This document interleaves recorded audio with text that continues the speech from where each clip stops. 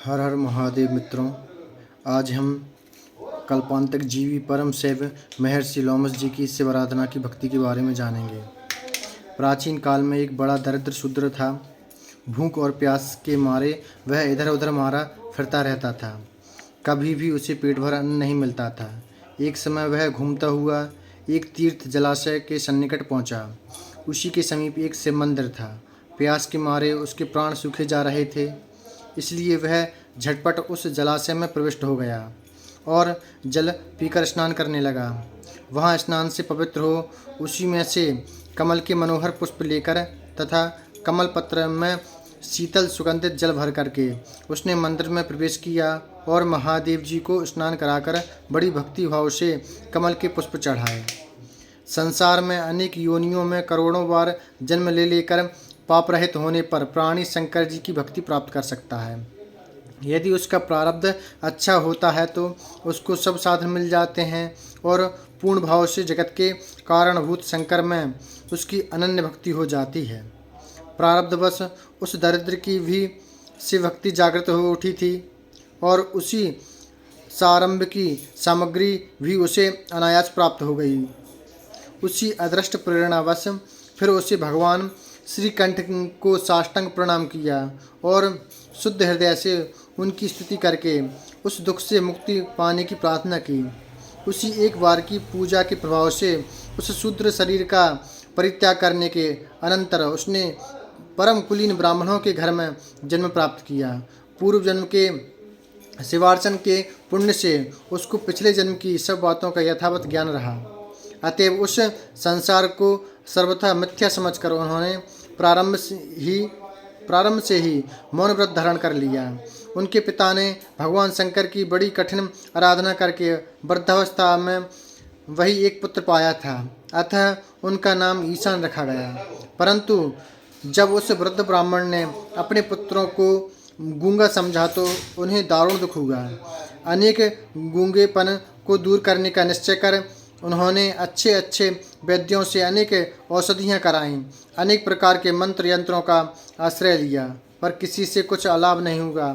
अपने माता पिता को इस प्रकार उपाय करते देखकर ईशान को मन में ही मन बड़ी हंसी आती थी और दुख भी होता था, पर उनका वैराग्य दृढ़ था, अतः वे अपने निश्चय से तनिक भी विचलित नहीं हुए।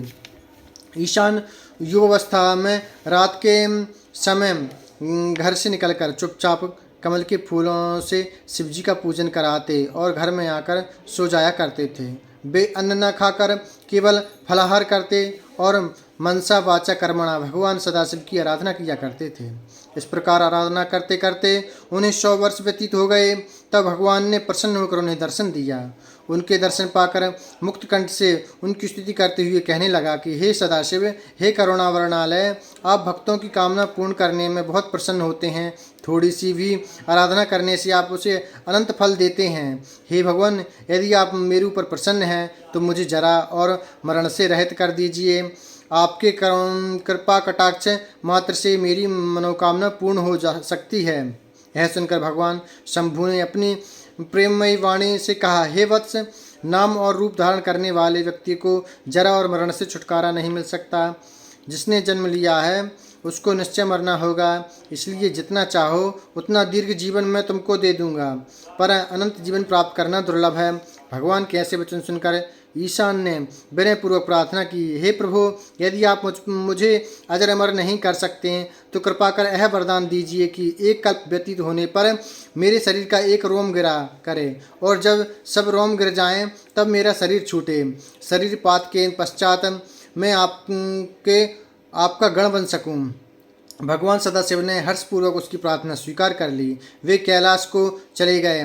उसी दिन से ईशान का नाम लोमस पड़ गया और वे अपना सारा समय भगवान शंकर की आराधना में बिताने लगे।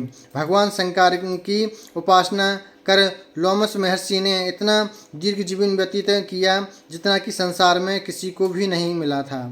उनकी आराधना करने से त्रिलोकी में ऐसी कोई वस्तु नहीं जो न प्राप्त हो सके। शंकर की सेवा से तथा प्रणव मंत्र के जपने से बिना प्रयास के मुक्ति मिल जाती है। सब पापों के क्षय हो जाने से शिव जी के चरणों में मन लगता है। जिनका हृदय पापों से भरा है उन्हें शिव भजन अच्छा नहीं लगता। प्रथम तो इस भारतवर्ष की पावन भूमि में मनुष्य जन्म पाना ही दुर्लभ है। मनुष्य जन्म पाने पर कर्म का अधिकारी होना उससे भी दुर्लभ है। कर्म के अधिकारी द्विज जाति में जन्म भी प्राप्त हुआ तो भगवान महादेव जी में अविचल भक्ति होना नितांत दुर्लभ है। पूर्व जन्म के जब बड़े पुण्य होते हैं तभी शुभ कर्मों की ओर मन की प्रवृत्ति होती है, अन्यथा नहीं। परंतु शिव भक्तों के लिए ना तो इस संसार में कुछ दुर्लभ है और न कोई कार्य असाध्य है। न दुर्लभम न दुष्प्रापम न चासाध्यम महात्मनाम से भक्ति कृताम पूजाम पुंसाम त्रिलोक्यामिति निश्चितम। बोली शंकर भगवान की जय।